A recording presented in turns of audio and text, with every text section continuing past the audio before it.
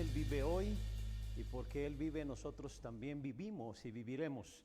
Vamos a orar para poner este tiempo en las manos de Dios. Pida al Señor que hable a su vida, que hable a su necesidad. Hoy estamos iniciando una nueva serie de predicaciones. Si usted recuerda, las reflexiones diarias están fundamentadas en el libro de Eclesiastés, y precisamente iniciamos una serie basada en el Eclesiastés que le he titulado Eclesiastés, respuestas a las preguntas más difíciles de la vida. Vamos a orar y pida al Señor que hable a su vida. Padre, en el nombre de Jesús te damos gracias porque podemos reflexionar en tu palabra. Gracias porque en tu palabra hay vida. En tu palabra, Señor, hay verdad, y la verdad nos hace libres. En tu palabra, Señor, tenemos sostén, tenemos sustento. Te suplicamos, Señor, que en esta tarde tú hables de acuerdo a la necesidad de cada uno de mis hermanos, que pongamos todos los sentidos atentos a lo que quieres mostrarnos, y Padre, que seamos transformados por el poder de tu palabra, por el poder de tu Espíritu, que llevemos a práctica lo que tú nos enseñas y que nos demos cuenta, Señor, que esto trae transformación de vida. Y como decía el Eclesiastés, ahí en Eclesiastés 12:13, el fin de todo discurso oído es este: teme a Dios, guarda sus mandamientos, porque esto es el todo del hombre. Y ayúdanos, Señor, a que tu palabra de verdad sea el todo de nuestra vida, nos llene y nos dé, Señor, las instrucciones para vivir la vida abundante que Jesús nuestro Señor nos dijo que íbamos a obtener en Él. Ponemos este tiempo en tus manos en el nombre de mi Señor Jesucristo. Amén. Amén. Como le dije hace un momento, hoy estamos iniciando una nueva serie de predicaciones fundamentadas en el Eclesiastés, y le llamamos Eclesiastés, respuestas a las preguntas más difíciles de la vida. Si usted nos ha seguido en las reflexiones diarias, se dará cuenta que Eclesiastés habla de muchos temas y muy difíciles, que si nosotros no tuviéramos la parte final del Eclesiastés o no tuviéramos el conocimiento de Dios, veríamos que tal vez el mensaje sería: la vida es un absurdo, y caeríamos en el existencialismo del siglo pasado. Pero la realidad es que Dios quiere que encontremos un plan y un propósito para nuestra vida, y precisamente eso es de lo que vamos a hablar el día de hoy. ¿De qué se trata la vida? Esta es la primera pregunta, la pregunta crucial que todo mundo se hace, y es una pregunta que aparece allí en el Eclesiastés. Quiero iniciar haciéndole la siguiente pregunta, y se la dirijo primeramente a usted y después para que la reflexione. Si yo le preguntara: ¿quién eres?, ¿qué respondería? O si le preguntara a usted a la gente a su alrededor: ¿quién eres?, yo estoy seguro que usted se sorprendería por la cantidad de respuestas que escucharía. Muchos harían mucho énfasis en los prefijos que a veces le ponemos a nuestros nombres. Yo soy el ingeniero fulano de tal, yo soy el licenciado, yo soy el pastor, etcétera. Como si esos prefijos nos dieran una razón de ser o una razón de existir. Existen muchos pensamientos equivocados acerca de quién somos, y eso está marcando fuertemente la vida de las personas, por lo que por causa de ello están enfocando su vida en ciertas cosas que muchos de ellos piensan que esas cosas les van a dar una razón de ser, una definición de vida, o incluso les van a dar valor a su vida. Hace tiempo leí un pequeño fragmento que se llamaba precisamente así: ¿quién eres? Y era como si alguien se imaginara que cierto día llegara a la presencia de Dios, y dice que Dios le pregunta a esta persona: ¿quién eres? Y ella respondió: yo soy fulana de tal. Y dice que el Señor le dijo: yo no te pregunté tu nombre, yo te pregunté quién eres. Yo soy esposa del alcalde. Yo no te pregunté con quién estabas casada, yo te pregunté quién eres. Soy madre de 3 hijos. Yo no te pregunté cuántos hijos tienes, yo te pregunté quién eres. Yo era una maestra de escuela. No te pregunté qué hacías, yo te pregunté quién eres. Soy cristiana. Y dice que la voz le dijo: yo te pregunté quién eres, no cuál es tu religión. Y dice que así le fue preguntando y respondiera lo que respondiera, no satisfacía a la respuesta a la pregunta, ¿quién eres? Total que se decidió que volviera a la tierra y esta persona a partir de ese instante transformó su vida porque encontró una razón de ser en la búsqueda de quién era en realidad. Nosotros buscamos en nuestra vida quién somos en función de lo que hacemos e incluso eso nos enseñaron desde la niñez. Los padres a veces le dicen a los hijos, estudia para que seas alguien en la vida. Y la pregunta es entonces, si no estudio, ¿no soy nadie en la vida? La realidad es que nosotros tenemos primero conocer quiénes somos para entonces saber de qué se trata la vida. Y por eso hoy en día hay muchas personas que se esmeran en trabajar, en hacer cosas de tal forma de hacerse de un nombre para darle sentido a su vida. Por eso es que las personas se llenan de tantas cosas por hacer, pues en ellas quieren encontrar algo de valor para su vida, quieren a través de ellas demostrar su valor. Y hoy vamos a tratar con la pregunta que yo considero que es la pregunta más relevante de la vida, más importante de la vida. ¿De qué se trata la vida? ¿De qué se trata la vida? Dice Eclesiastés 7:24, es una pregunta que se hacía el Eclesiastés. No puedo entender por qué las cosas son como son. Esto es muy difícil de entender. Y es muy importante conocer de qué se trata la vida, porque cuando no lo entendemos, esto causa toda clase de efectos negativos en la vida de las personas. Si usted lee el Eclesiastés, se va a sorprender porque el Eclesiastés trata con todas las dificultades más profundas de la vida. Y en el primer capítulo, Eclesiastés capítulo 1, trata precisamente con el sentido de la vida. ¿Cuál es el verdadero sentido de la vida? Aunque en ese capítulo 1 lo que nosotros encontramos es que el Eclesiastés llega a la conclusión de que muchas cosas que hizo, las hizo porque quería encontrar un propósito, pero la diferencia la hace cuando usted encuentra un propósito, entonces va a hacer lo que debe de hacer con su vida. Y el Eclesiastés en el capítulo 1 nos muestra 5 resultados en la vida de lo que sucede en una persona cuando no conoce cuál es el verdadero sentido de su vida, cuál es su propósito. Y vamos a ver estas 5 cosas que suceden cuando usted no entiende el verdadero sentido de la vida. Número 1, cuando yo no entiendo de qué se trata la vida, número 1, la vida parece inútil. La vida parece inútil. Dice Eclesiastés capítulo 1, versos del 2 al 4. Nada tiene sentido, dice el maestro. Nada en absoluto tiene sentido. ¿Qué gana el ser humano con todo el trabajo que realiza bajo el sol?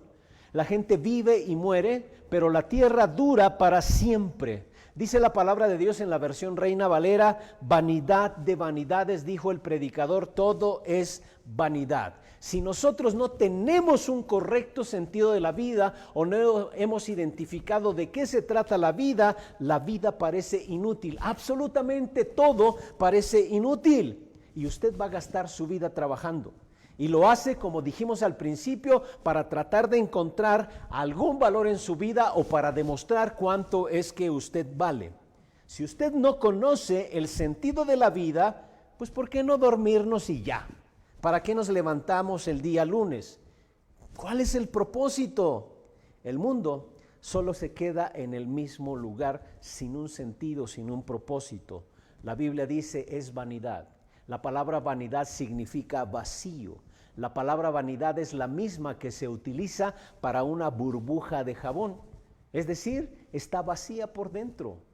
Eso es lo que significa la palabra vanidad. Y sin un propósito de vida, cuando yo no entiendo de qué se trata la vida va a parecer inútil. Y como le decía, por eso hay muchos que el día de lunes dicen, ay, no tengo ganas de ir a trabajar. ¿Para qué voy a trabajar? ¿Para qué voy a la escuela? Porque no tienen un propósito de vida y entonces todo lo que hacen les parece que es inútil, que no tiene sentido alguno. La segunda cosa que nos muestra el Eclesiastés es que cuando no entiendo de qué se trata la vida parece pesada, muy pesada.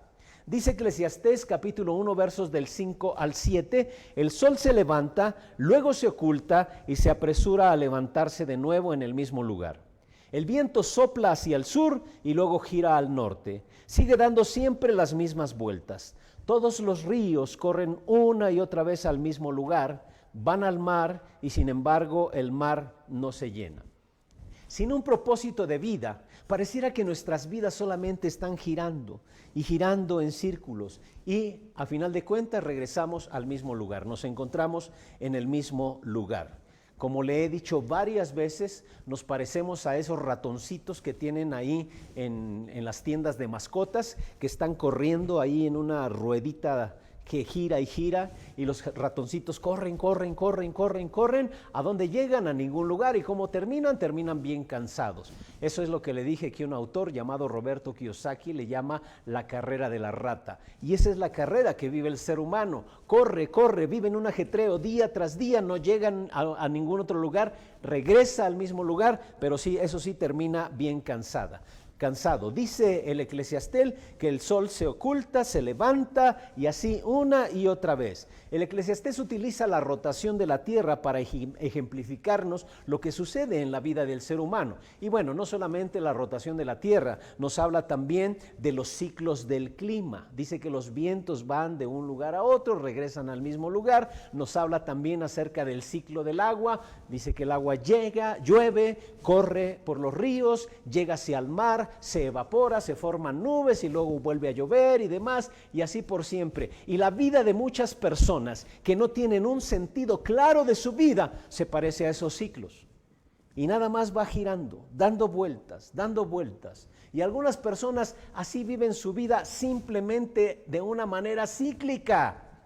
Ahorita estamos en agosto. Y no se espante si de repente en medio de estos tiempos sí sale usted de su casa, va al centro comercial y le aseguro que ya se va a encontrar de repente los adornos navideños. Así sucede. En enero quitamos las luces y en diciembre volvemos a poner las luces. Y todo gira y gira, vivimos en ciclos y todo parece muy pesado, todo conduce al cansancio al ser humano. Eso sin un propósito de vida. El número 3, o la causa o el efecto número 3 de no conocer el propósito de nuestra vida que nos muestra el Eclesiastés está en el verso 8. Cuando no entiendo de qué se trata la vida va a parecer vacía. Dice el verso 8, todo lo que se dice ya se dijo. No es posible decir algo nuevo. Sin embargo, el oído siempre quiere oír más y al ojo nada de lo que ve le satisface. ¿Se ha dado cuenta? Nada nos satisface. No importa cuánto veamos, nunca estamos satisfechos. No importa cuánto oímos, no tenemos contentamiento. La gente vive agitada. Solamente por poner un ejemplo, los días domingos que venía a la iglesia a las 12 del día tenía que estar aquí y venía corriendo. Hoy que usted está recibiendo la señal para participar del culto en su casa, yo le garantizo que muchos entran corriendo a la transmisión. Así vivimos.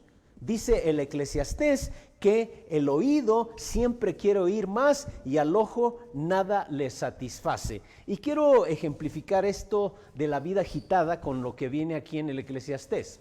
Hoy en día tenemos sistemas de cable,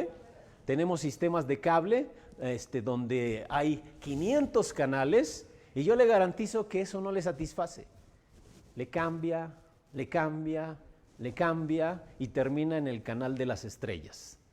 Yo recuerdo cuando contraté Dish hace muchos años, ya me lo instalaron y quería ver los canales libres, de los de Televisa, los de TV Azteca, y no se podía, tenía que desconectarlo y conectar mi televisión. Entonces le fui a reclamar a los del Dish y les dije, oiga, no puedo ver los canales libres.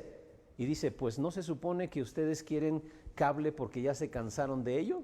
Y así sucede. Alguien dijo o predijo alguna vez que una persona le va a cambiar de canales 350,000 veces en su vida. No nos satisface. Ahora usted tiene las plataformas de streaming y tampoco se satisface, quiere tenerlas todas. Y por ejemplo, en lo que respecta al oído, yo recuerdo hace mucho tiempo cuando escuchábamos las canciones y las grabábamos en cassettes. De un lado grabábamos una, de otro lado grabábamos otras y teníamos una gran cantidad de cassettes. Después vino el CD y también compramos gran cantidad de CD, pero no los escuchábamos todos. Después llegaron los reproductores portátiles, los reproductores digitales. Yo recuerdo que tuve uno que tenía 256 megas de capacidad.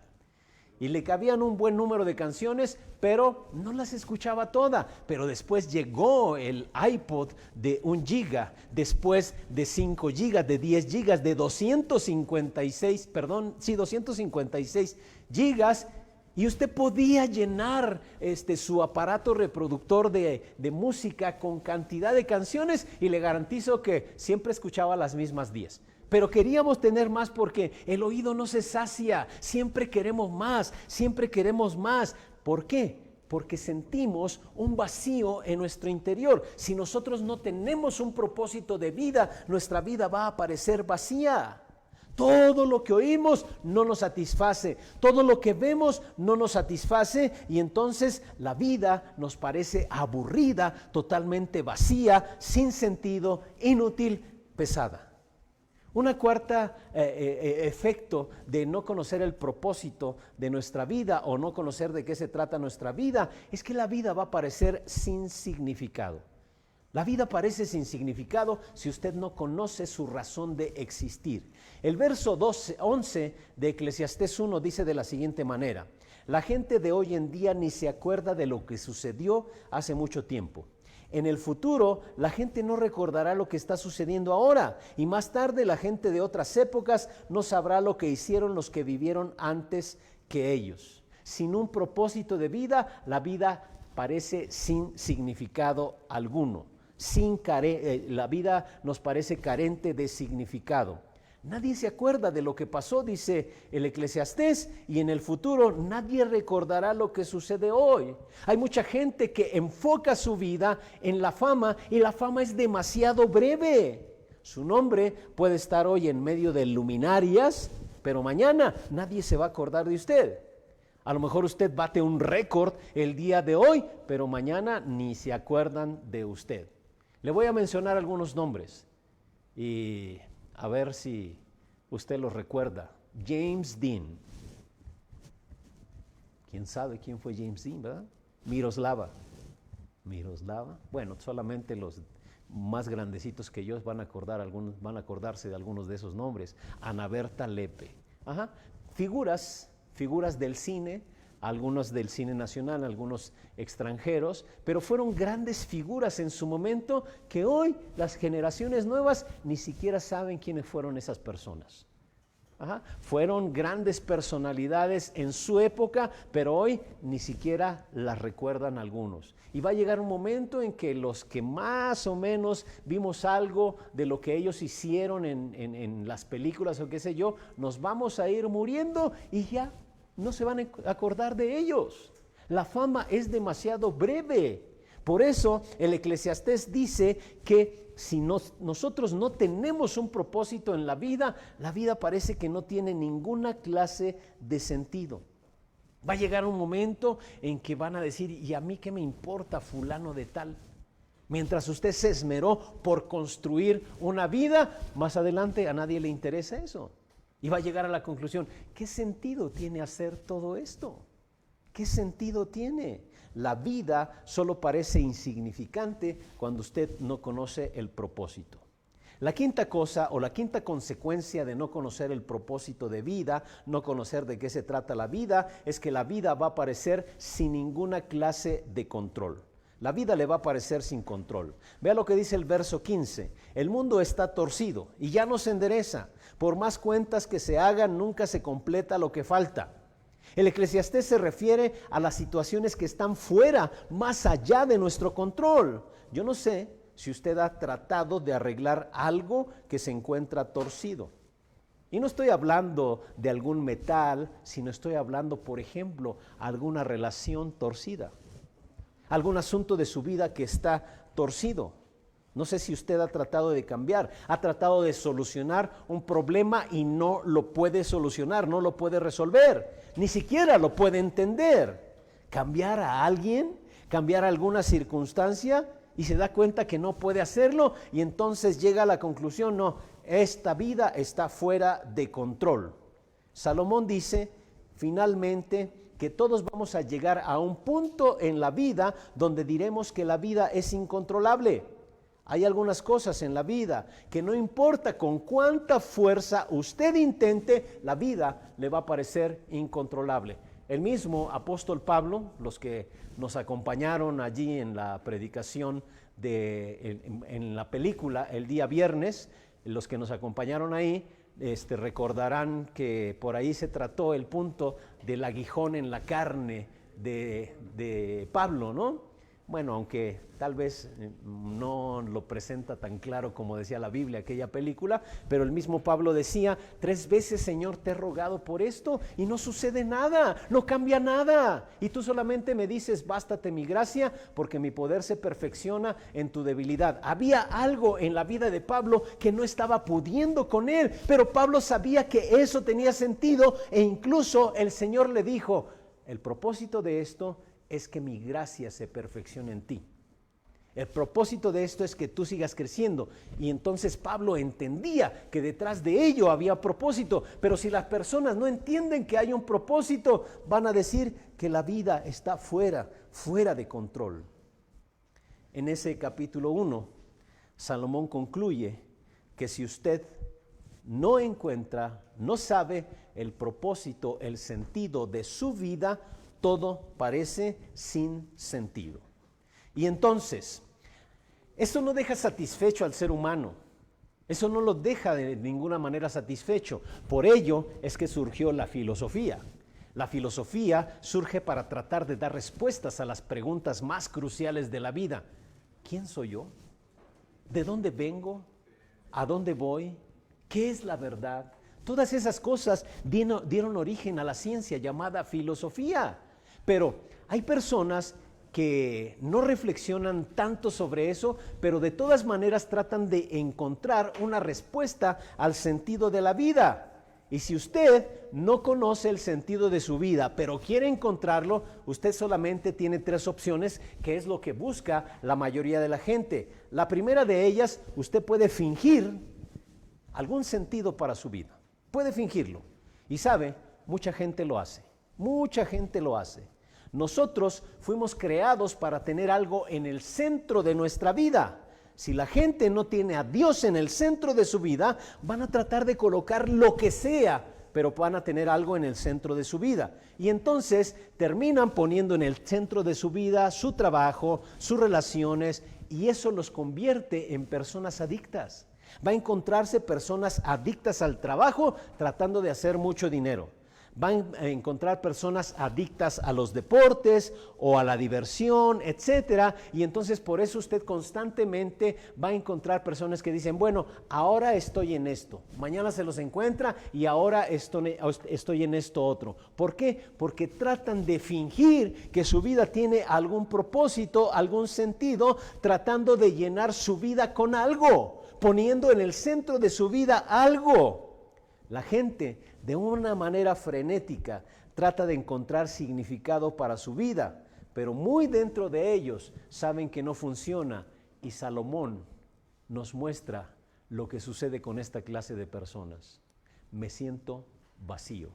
Así decía Salomón, me siento vacío. Eso es lo que sucede con personas que tratan de fingir un propósito para su vida. Pero una segunda respuesta que se trata de dar a la carencia de propósito es tratar de escaparse de la vida. Tratar de escaparse. Si la vida no tiene ningún sentido, entonces solamente escápese de la vida. Y para escaparse, no sé, use la televisión, use el internet. ¿Por qué no se echa todo un fin de semana de series o de películas? Esa es la manera que mucha gente utiliza para escaparse de la vida. Escápese de la vida usando la comida, escápese de la vida usando medicinas, drogas, alcohol, sexo, escápese de la vida viviendo solamente para los fines de semana, esperando el antro Por eso es que hoy en día muchas personas no soportan el encierro en sus casas porque los antros están cerrados y se sienten desesperados porque su vida eran los fines de semana. Hay mucha gente que busca el escape para encontrarle algún sentido a la vida. Y algo todavía mucho más crítico, la forma última de escape en muchos es el suicidio. Para muchas personas esa es la última forma de escape. Y hoy en día tenemos una epidemia de suicidios. El suicidio se ha convertido en la segunda causa de muerte a nivel mundial. El suicidio en muchos lugares es la primera causa de muerte. En muchos lugares. Es la segunda causa de muerte entre los adolescentes. Yo no tengo una idea clara de cuánta gente habrá optado por esta salida en estos tiempos de confinamiento que estamos viviendo. Yo estoy seguro que las estadísticas debieran de ser también algo considerables, porque mucha gente se quita la vida durante las crisis. Yo recuerdo en la crisis del 2009, sí fue el 2009, una crisis económica que vivimos a nivel mundial, escuchábamos constantemente de personas que tenían grandes cantidades de dinero quitándose la vida. ¿Por qué? Porque algunos de los negocios se venían abajo. Recuerdo en el 94, todo mundo ponía su dinero en la bolsa de valores, estaba muy de moda eso, y la bolsa se vino abajo, muchos perdieron sus ahorros de toda la vida, y perdieron el sentido de su vida. Entonces hay algunos que buscan escaparse a través del suicidio, quitarse la vida. Y la pregunta es ¿por qué? Bueno, si no se conoce el sentido de la vida, la última cosa es la desesperación en las personas. ¿Qué hago? La vida es inútil, la vida es pesada, vacía, insignificante. Entonces, ¿cuáles son las alternativas? ¿Intento fingir algún sentido? Pues la realidad eso no funciona. Entonces trato de escaparme. Eso la realidad es bastante tonto. Pero entonces hay una tercera opción y es de la que vamos a hablar a continuación. Esa tercera opción es descubrir el verdadero sentido de la vida. Y afortunadamente Dios nos dijo cuál es el significado de la vida, cuál es el sentido de la vida. ¿Cuál es el sentido de la vida? Mire, nosotros tenemos un grave conflicto porque hay ocasiones que, por ejemplo, los aparatos electrónicos que compramos, los compramos y empezamos a utilizarlos, les empezamos a picar por todos lados, pero si usted y yo leyéramos los manuales de la instrucción, de verdad le sacaríamos más fruto, le sacaríamos más provecho a esos aparatos. Así debiera de ser con la vida. Y usted dice, ¿pero dónde está el manual de instrucción? Dicen que a veces los niños traen una torta bajo el brazo, pero no traen un manual de instrucciones. A veces los papás, cuando ya no soportan más, el bebé está llore y llore, quisieran ver dónde se apaga. Bueno, la realidad es que Dios nos creó con un manual de instrucciones, la Biblia. Y si usted no ve el manual de instrucciones o si usted no se dirige directamente con el fabricante, usted no va a encontrar sentido para su vida. Pero gracias a que Dios es bastante bueno, Dios nos mostró cuál era el sentido, el objetivo, el propósito de la vida. Quiero que vayamos a Efesios capítulo 1 versos 4 y 5. Efesios capítulo 1 versos 4 y 5. Dice de la siguiente manera: alabado sea Dios, Padre de nuestro Señor Jesucristo, que nos ha bendecido en las regiones celestiales con toda bendición espiritual en Cristo. Dios nos escogió en Él antes que la creación del mundo, y observe lo que dice, para que seamos santos y sin mancha delante de Él. En amor nos predestinó para ser adoptados como hijos suyos por medio de Jesucristo, según el buen propósito de su voluntad. Ahí en la última parte nos habla del buen propósito de Dios para su vida, para usted y para mí. Y quiero que subraye esa frase donde dice, en amor nos predestinó. En amor nos predestinó. Y si usted ve la parte final de esos versículos, dice, según el buen propósito de su voluntad. Parte de ese buen propósito de su voluntad es el amor que quería demostrarle, que quería expresarle, que quería derramar en usted. Usted y yo fuimos creados para ser amados por Dios. Usted fue creado como un objeto del amor de Dios. Dios le hizo para amarle. La Biblia nos muestra que Dios es amor. No dice que Él tiene amor, dice que Él es amor. Si tengo el amor, pero yo no otorgo ese amor a nadie, ese amor es inútil. La Biblia nos muestra que usted y yo fuimos creados para recibir el amor, la expresión del amor de Dios. Y vea cuál es esa grande expresión del amor de Dios. Dice que nos predestinó para ser adoptados como hijos suyos por medio de Jesucristo. Usted y yo fuimos creados para pertenecer a la familia de Dios, para ser adoptados como hijos de Dios a través de nuestro Señor Jesucristo. Vea lo que dice Efesios 1:10, y el plan es el siguiente: a su debido tiempo Dios reunirá todas las cosas y las pondrá bajo la autoridad de Cristo, todas las cosas que están en el cielo y también las que están en la tierra. La Biblia nos enseña que va a llegar un momento en que el Señor va a juntar a todos sus hijos para vivir con Cristo para siempre.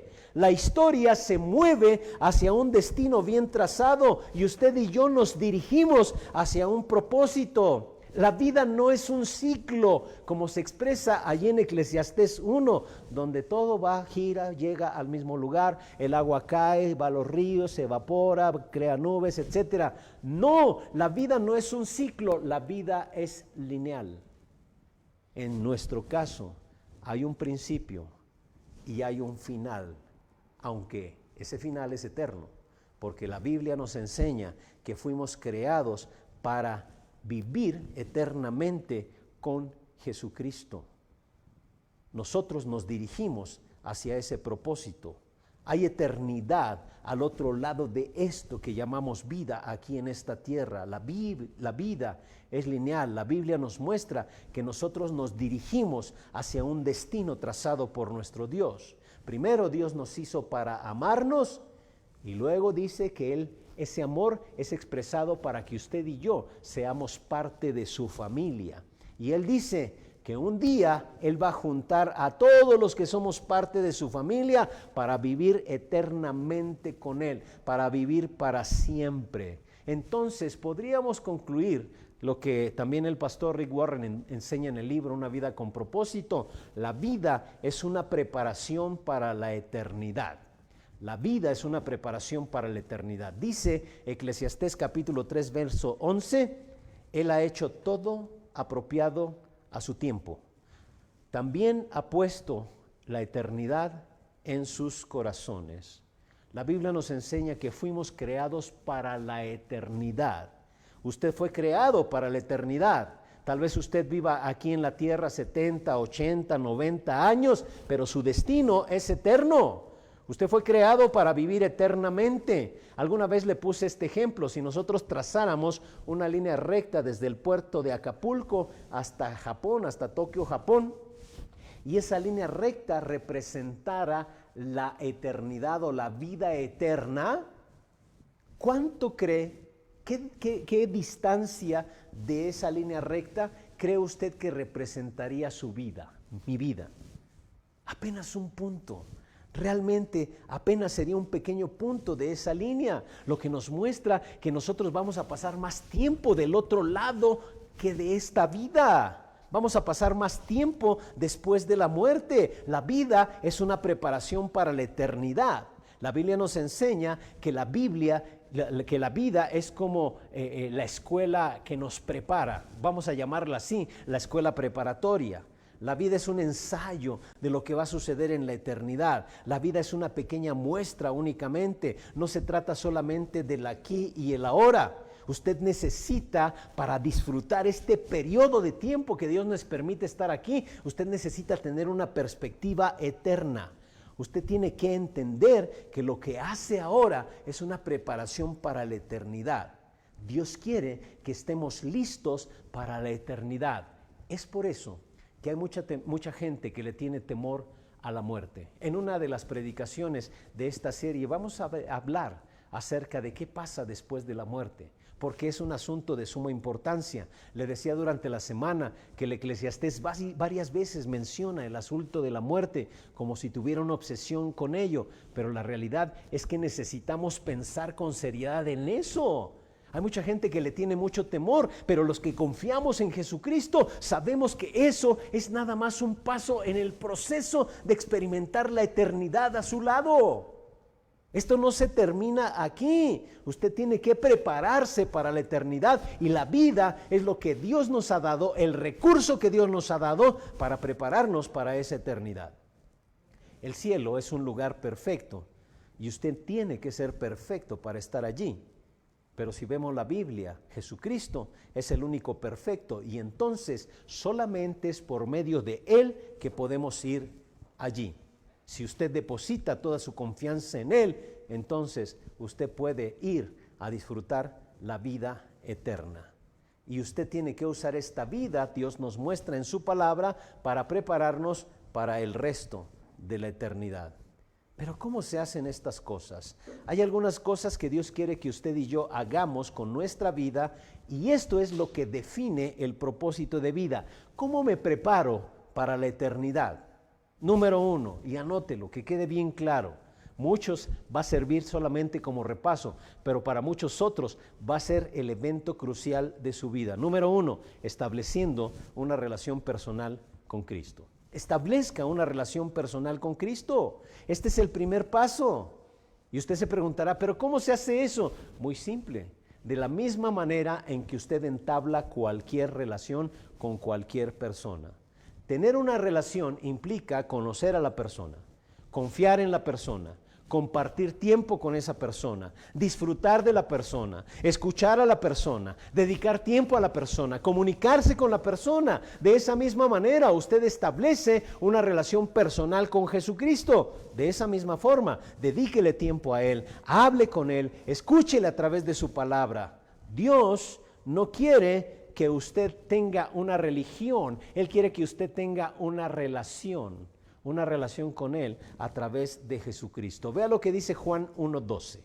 Juan 1:12 dice, pero a los que lo aceptaron y creyeron en Él, les dio el derecho de ser hijos de Dios. A los que lo aceptaron, a los que le recibieron, dice la versión Reina Valera, a los que la aceptaron, dice esta versión, les dio el derecho de ser hijos de Dios. Acepte lo que Cristo ha hecho por usted y entre a la familia de Dios. Usted establece una relación con Cristo. Eso es lo primero, lo primerito que usted necesita hacer aquí en esta tierra. Lo primero para lo cual Dios nos creó, para establecer una relación personal con Jesucristo. Dios quiere que usted le conozca. Y una vez que usted conoce a Cristo, a lo mejor algunos podrían preguntarse, bueno, ¿y por qué cuando yo conocí a Cristo no me llevó de inmediato? Es que el Señor todavía quiere que usted haga algunas otras cosas aquí. Y por lo menos voy a mostrarle 3 motivos por los cuales Dios no le lleva de inmediato cuando usted conoce a Cristo. Quiere que haga 3 cosas. La primera de ellas, que es nuestro punto número 2, quiere que usted llegue a ser como Cristo. Una vez que usted ya está en la familia de Dios, a través de tener una relación personal e íntima con Jesucristo, Dios quiere que usted pase el resto de su vida desarrollando las características de esa familia a la que ahora pertenecemos. La Biblia enseña que la vida se convierte en algo así como una escuela de desarrollo del carácter. Dios quiere usar todo lo que sucede en su vida, todo lo que sucede en nuestra vida para desarrollar nuestro carácter para la eternidad. ¿Cuáles cualidades de carácter? Le voy a mencionar solamente algunas. Honestidad, integridad, gratitud, por ejemplo, amor, gozo, paz, paciencia, benignidad, bondad, fe, mansedumbre, templanza. ¿Le parecen conocidas estas cosas? Por supuesto, en la Biblia se nos habla del fruto del Espíritu y el fruto del Espíritu describe perfectamente bien el carácter de Jesucristo y describe el carácter que Dios quiere forjar en usted y en mí para la eternidad. Ese carácter describe a Jesucristo y entonces Dios quiere que nosotros tomemos o que nosotros desarrollemos las cualidades de su Hijo Jesucristo. Quiere hacerle a usted como Jesucristo, que tenga usted el carácter de Jesucristo, que piense como Jesucristo, que sienta como Jesucristo, que actúe como Jesucristo, que hable como Jesucristo. Dios quiere que usted sea como su Hijo. Y para que usted se forme conforme al carácter de Jesucristo, solamente usted tiene que observar a Jesucristo. Este ha sido el objetivo de Dios desde el principio y no es nada nuevo. Si usted ve en su Biblia, en Génesis capítulo 1, cuando Dios crea al ser humano, dice, hagamos al hombre a nuestra imagen. Desde el principio de los tiempos ha sido el plan de Dios hacernos semejantes a Él. Y quiero aclarar, no pequeños dioses de ninguna manera, sino gente que tenga las características, que desarrolle el carácter de Dios, el carácter de Jesucristo en su vida. Y ese plan nunca ha cambiado. Desde el principio del tiempo, desde el principio de los tiempos, Dios ha querido hacer al hombre a su propia imagen.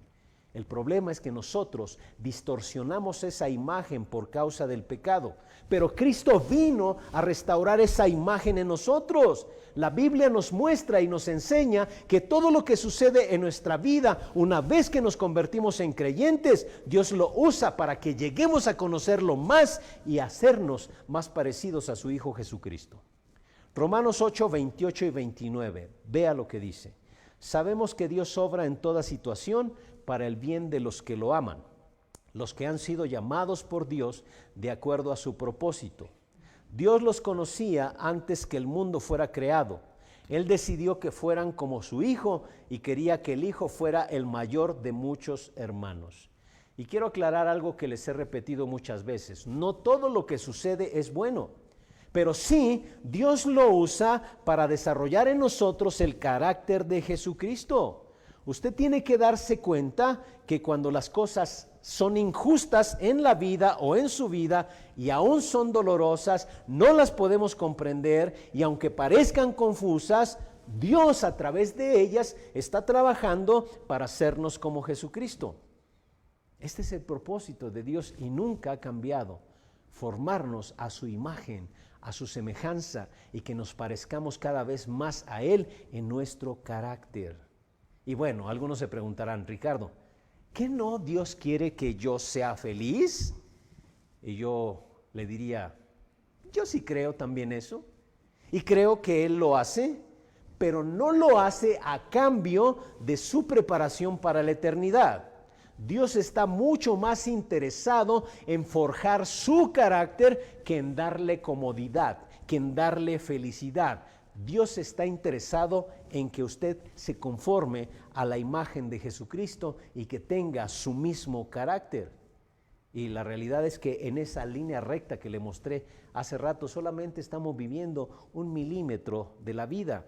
El carácter que usted construye ahora, el carácter que usted permite que Dios edifique en usted, le va a servir y le va a seguir por toda la eternidad. Entonces, Dios quiere que nosotros nos parezcamos a su Hijo Jesucristo. La segunda cosa también que quiere que hagamos mientras permanecemos en esta vida es que sirvamos, que practiquemos el servicio, Yo puedo prepararme para la eternidad practicando el servicio. Dios tiene algunos planes para nosotros en la eternidad y tiene planes de que sirvamos. Él tiene un lugar en la eternidad para que sirvamos. Cuando lleguemos al cielo, hay algunos que tienen una idea muy equivocada, y esto por las películas y los medios. A veces piensan que nos vamos a convertir en angelitos y que vamos a estar sobre una nube tocando el arpa por toda la eternidad, La Biblia habla de que alabaremos al Señor por toda la eternidad, pero alabar a Dios no solamente es a través del canto como algunos piensan. Nosotros alabamos y adoramos a Dios con un estilo de vida. Alguna vez le decía lo siguiente: todo lo que hacemos para agradar a Dios se convierte en un acto de adoración. Por ejemplo, jóvenes, ¿tendieron su cama el día de hoy? ¿Ya la tendieron? Si no la han tendido, yo les animo a que tiendan su cama para agradar a Dios, y tender la cama se convierte en un acto de adoración. Usted va a trabajar el día de mañana, muchos ya ingresan a la escuela, aunque sea por los medios digitales, empiezan el día de mañana. Muchachos, si ustedes hacen eso para agradar a Dios, sus estudios se convierten en un acto de adoración. Entonces, adorar a Dios o alabar a Dios no solamente es cantar, pero eso a veces crea una idea errónea en nosotros y pensamos que vamos a tocar el arpa por la eternidad o que vamos a cantar por la eternidad. Va a ser algo de lo que vamos a hacer, pero estoy convencido que Dios tiene algo más para que hagamos allí en la eternidad. Tiene algo que hagamos y de verdad lo va a disfrutar sobremanera, va a encontrar satisfacción, realización en ello. Dios dice que vamos a servir en la eternidad, pero Él quiere que practiquemos estos años que vamos a pasar sobre la tierra. Como le decía al principio, esto nos prepara para la eternidad. Esto que estamos viviendo ahora es como un ensayo para lo que vamos a hacer en la eternidad. Y Él quiere que mientras usted y yo estemos aquí, aprendamos a pensar en otras personas, no solamente nosotros mismos. Él quiere que aprendamos a ser dadores y no solamente consumidores. Usted no existe solamente para consumir, usted también existe para dar. Tiene algo que aportar. La Biblia dice en Efesios 2:10 que somos hechura de Dios, creados en Cristo Jesús para buenas obras, las cuales Dios dispuso de antemano a fin de que las pongamos en práctica. Si usted conoce los versos 8 y 9 de Efesios, dice que por gracia somos salvos por medio de la fe. Esto no es de nosotros, es un regalo de Dios, no por obras para que nadie se gloríe. Parte de lo primero que Dios quiere es que seamos de su familia, que seamos salvos, y la salvación es por gracia, se menciona ahí. Pero otra parte importante es que sirvamos, que hagamos buenas obras, dice el verso 10, porque para eso fuimos creados. Dice que fuimos creados en Cristo Jesús para buenas obras. Muchas veces se lo he repetido, no hacemos buenas obras para ser salvos, hacemos buenas obras porque somos salvos. Pero las buenas obras van en ese paquete de lo que Dios quiere que usted y yo hagamos, y eso se conoce como servicio. Cuando usted y yo ponemos nuestras habilidades, nuestras capacidades en las manos de otros para que otros se beneficien de ello, crezcan, maduren, eso se llama servir. Muchas veces pensamos que servir a Dios es estar en una iglesia metida todo el tiempo ocupado ahí, y la realidad es que no. Cuando usted transforma su visión de lo que es el servicio, usted se va a dar cuenta que todo aquello que realiza para Dios, haciéndolo por los demás, esas son acciones de servicio. Acciones de servicio. Jesús decía, lo que hiciste por mis más pequeñitos, por mí lo hiciste. Tuve hambre, me dieron de comer. Tuve sed, me dieron de beber. Fui forastero, me recibieron. En la cárcel me visitaron. Enfermo, vinieron a mí. Eso es lo que dice Jesús. Entonces, Dios nos creó para que sirvamos. Y miren, Dios ha puesto en usted muchas capacidades y habilidades, que los estudiosos en la materia del trabajo dicen que las personas solamente utilizan un 30% de esas capacidades en lo que hacen. 30% nada más, y algunos un poco menos, porque su trabajo se convierte en algo muy rutinario. Y entonces el otro 70%, Dios le ha dado más capacidades de las que usted se imagina para servir a otros, para hacer bien, para convertirse en un instrumento de bendición para muchas personas. Dios quiere que mientras estemos aquí, practiquemos sirviendo. Dios le ha dado talentos, capacidades, habilidades para que usted los desarrolle. Y mucho del sentido de la vida viene del servir. No sé si usted se ha dado cuenta, pero cuando usted hace algo bueno por alguien más, hasta respira profundo y se siente plenamente satisfecho. Hay algunos que lo confunden, porque hay algunos que piensan que ya hice mi buena obra del día, y lo único que están haciendo es como equilibrando las cosas malas en su vida con cosas buenas. No, la satisfacción viene porque Dios le creó para servir. Le creó para que usted utilice sus talentos, habilidades experiencias, conocimientos para bendecir a otros. Es algo que Dios quiere que hagamos antes de disfrutar en plenitud la eternidad. Y la cuarta cosa, o que es la tercera que Dios quiere que hagamos antes de empezar a disfrutar la eternidad en plenitud, es, Dios quiere que usted comparta el propósito de vida con otras personas. Según a los Corintios 5:19 dice, esto es, que en Cristo Dios estaba reconciliando al mundo consigo mismo, no tomándole en cuenta sus pecados y encargándonos a nosotros el mensaje de la reconciliación. Encargándonos a nosotros el mensaje de la reconciliación. Nuevamente la pregunta, ¿por qué cuando nosotros tenemos un encuentro con Cristo, somos salvos, por qué Dios no nos lleva de inmediato? ¿Por qué Dios nos permite permanecer aquí en la tierra después de que nos volvemos creyentes en Jesucristo? Esto es de suma importancia, porque Dios quiere que usted y yo compartamos las buenas nuevas, las buenas noticias de que Jesucristo le da sentido a la vida de las personas, de que su vida importa, de que su vida es más que los 60, 80, 90 años que va a vivir aquí. Dios quiere que compartamos ese mensaje de que Jesucristo vino para darle sentido a la vida del ser humano, vivió y murió para darle vida y vida en abundancia, y no solamente vida en abundancia, vida eterna, vida más allá de los 80 años que pudiéramos vivir aquí. Él quiere que usted comparta las buenas noticias. Entonces, ¿cuál es el propósito de vida también? Hablarle a otros. Y en nuestra iglesia Vida Nueva estamos comprometidos para ayudarle a usted a prepararse para la eternidad. De tal forma que cuando usted llegue delante de la presencia de Dios y usted presente su examen final, usted tenga las respuestas correctas. ¿Qué? ¿A poco va a haber un examen final? No sé si usted lo sabía, pero va a haber un examen final. Y hoy mismo le voy a dar la respuesta a esa pregunta de examen final. El Señor un día, cuando estemos delante de su presencia, nos va a preguntar, ¿qué hiciste con mi Hijo Jesucristo? ¿Qué relación tuviste con Él? ¿Qué hiciste con los dones, habilidades que yo te di? Esas son las respuestas, las preguntas que Dios nos va a hacer. ¿Tiene ya usted las respuestas?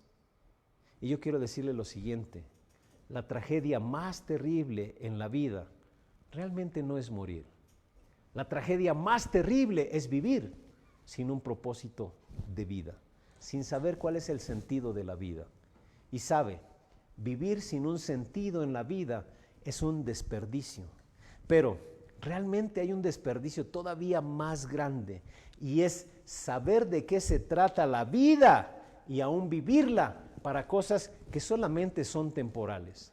Hay gente que sabe de qué se trata la vida y está viviendo para los autos, para las casas, para un trabajo, para la tecnología, etcétera. O sea, sí sabe el propósito de vida, pero aún así la está desperdiciando. Y ese es todavía algo más trágico. El uso de su vida, el uso mejor que usted puede darle a su vida es invertirla. Alguna ocasión le digo a algunos de mis estudiantes que una definición de invertir nuestra vida es que tu vida dure más que tu propia vida. Qué rara definición, ¿no? Sí, invertir tu vida significa que tu vida dure más que tu propia vida. ¿Qué significa? Que cuando usted ya no esté presente físicamente, usted haya dejado un legado. Usted haya dejado un legado. ¿Cuántas gentes, cuántas personas tendrán un encuentro con Cristo gracias a que usted les compartió la buena noticia? ¿Cuántas personas? Ese es el más grande legado que usted puede dejarle a alguien. Y mire, esto es de suma importancia por lo siguiente. La realidad es que el hombre va a vivir eternamente en uno de dos sitios. No hay más. En uno de dos sitios. El hombre, como dijimos, fue hecho para vivir para siempre, eternamente. Y las decisiones que usted y yo tomamos determinan dónde va a vivir usted la eternidad. Ya vamos a vivir eternamente con Dios, a eso le llamamos cielo. Pero vivir eternamente separados de Dios, a eso le llamamos infierno. Y Jesús habló que solamente hay dos lugares. Y claro, Él sabe más de esto que usted y yo. Estos lugares son verdaderos. Si usted muriera esta noche, yo le pregunto, ¿a qué lugar le llevarían sus decisiones? Porque tener un encuentro con Jesucristo es su decisión. Es su decisión. Jesús le dice, yo te amo. Yo te hice para tener una relación personal contigo, para amarte. Vine a la tierra, dice Jesús, y morí por ti. Es lo que nos dice Jesús. ¿Cuál es tu decisión? ¿Dónde vas a pasar la eternidad? Y quiero aclarar lo siguiente, Dios no envía a nadie al infierno. La gente solita va allí, la gente decide ir allí. Recuerdo hace muchos años cuando un hermano que inició lo que conocemos los centros de fe, esperanza y amor, el hermano Daniel se llamaba él, predicaba en la radio y él decía, si tú quieres ir al cielo, tienes que hacer algo. Es decir, tomar una decisión de establecer una relación personal e íntima con Jesucristo. Pero si quieres ir al infierno, no hagas nada, así como vas solito vas a llegar. Así decía él. Y la realidad es que sus decisiones determinan su eternidad. Y la primera y más importante decisión es qué va a hacer usted con lo que Jesús ya ha hecho por usted. La Biblia dice que la salvación es por gracia. De ahí viene la palabra gratis, pero quiero aclarar, su salvación es gratis, pero no es barata.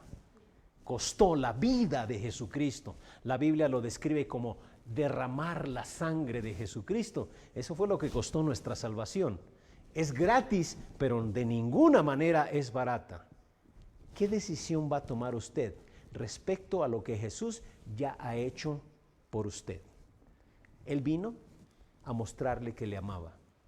Él vino a vivir y a mostrarnos el camino al Padre de regreso. Él vino a morir por usted. Él vino a resucitar y mostrarnos que lo que Él decía era verdad. ¿Qué decisión va a tomar usted? Pero quiero cerrar diciéndole también que parte importante de nuestra razón de ser es compartir esa buena noticia. Compartir esa buena noticia. Hay mucha gente que no ha escuchado esa buena noticia.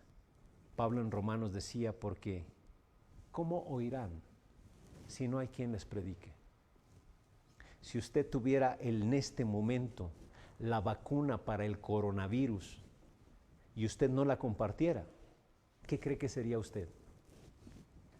El coronavirus ya ha matado a cientos de miles de personas alrededor del mundo. A cientos de miles.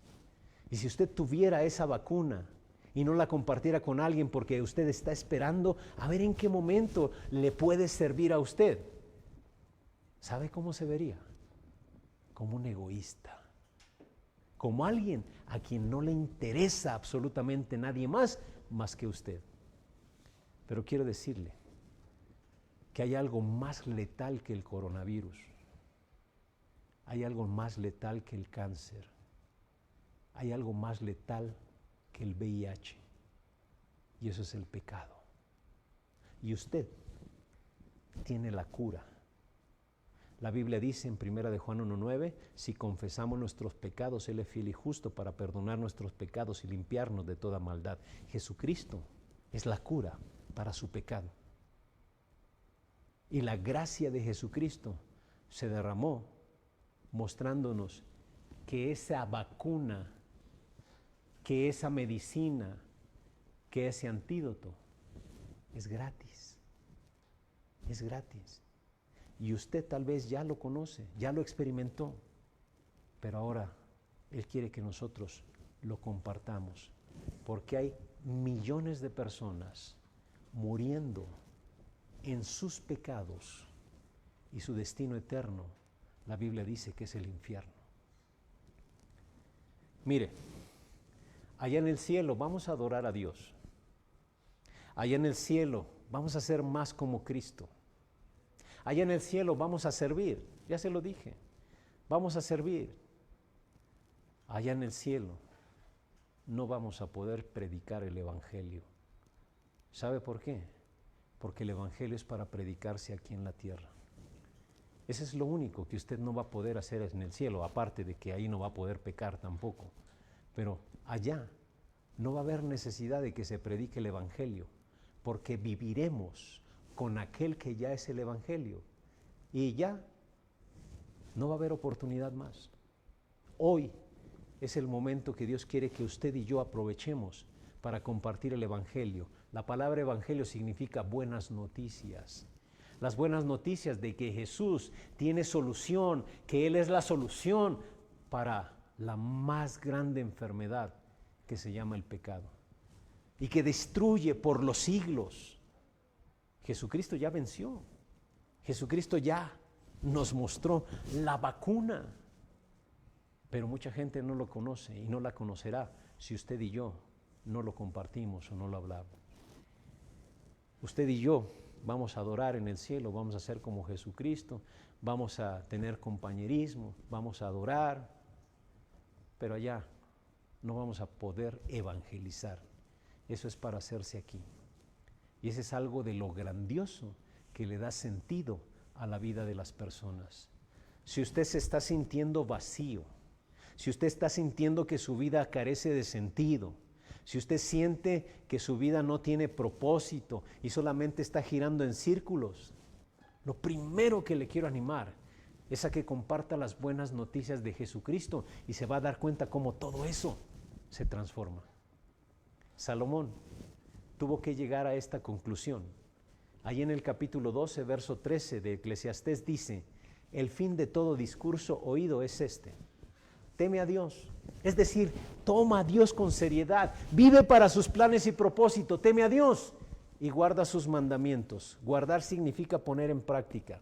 Pon en práctica lo que el Señor te ha dejado en la Biblia, en la Escritura, y le vas a encontrar sentido a la vida.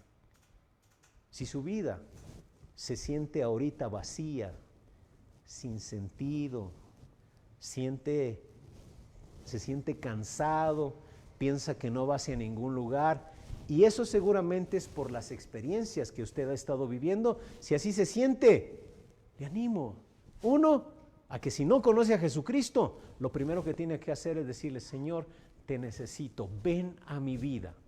Pero si usted ya lo conoce, yo le animo a que comparta las buenas noticias. Esto va a hacer una diferencia en su vida.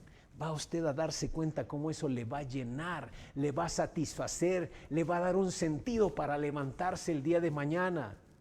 Y usted puede decir: pero ahorita no podemos salir y hablar. Mande el mensaje, mande los mensajes de diario, hábleles por teléfono, mándeles un versículo bíblico. Pero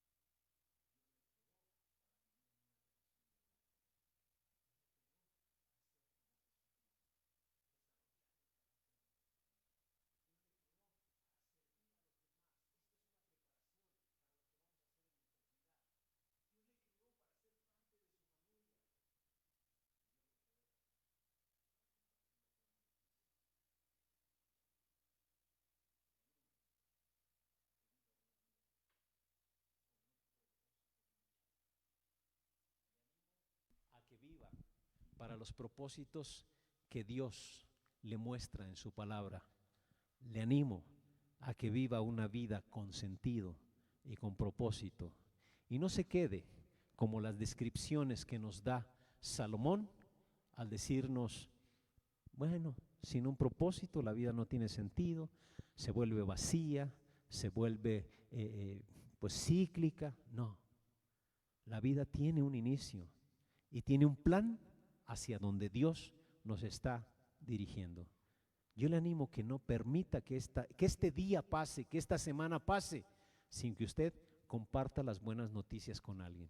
Y puede ser tan sencillo como mándele el link, el enlace de la predicación, mándele alguna reflexión de las que a lo mejor más a usted le han llegado, mándeselas y hable con ellos y dígales que Jesucristo tiene algo para sus vidas y hábleles de lo que ha significado conocer a Jesucristo.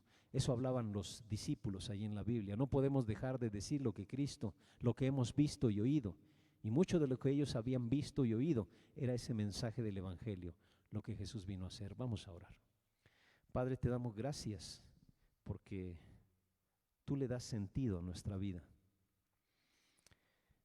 Padre, a veces nuestra vida ha estado carente de sentido porque hemos puesto en el centro cosas que se desvanecen y que son vacías y, como decía el Eclesiastés, son vanidad.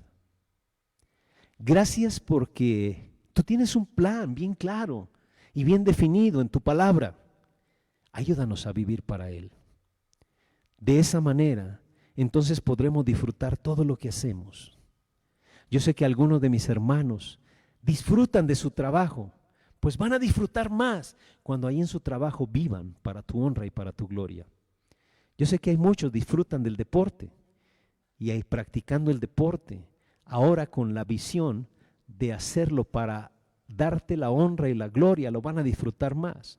Cuando comprendan que su cuerpo es templo del Espíritu Santo, van a disfrutar porque están embelleciendo el cuerpo que es el templo del Espíritu.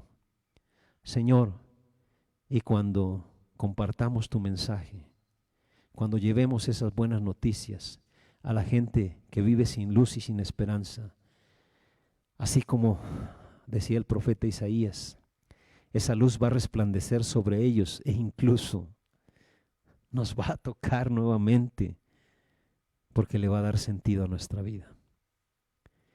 Pongo a cada uno de los que están oyendo, los pongo en tus manos. Si alguno no ha tenido un encuentro contigo, permite que el día de hoy te diga, yo te necesito. Y si tú que me estás viendo, estás teniendo esa necesidad, allí donde estás, inclina tu rostro y dile a Jesús, Jesús, te necesito. Jesús, ven a mi vida. Jesús, quiero rendirme delante de ti. Gracias por dar tu vida por mí. Ahora yo quiero entregarme a ti. Dígaselo y entregue su vida. Y si usted ya es creyente, a lo mejor necesita repasar aquellas cosas para las cuales Dios le creó y que le van a dar sentido. Padre, en tus manos ponemos nuestras vidas en el nombre de Jesús. Amén y amén. Que Dios le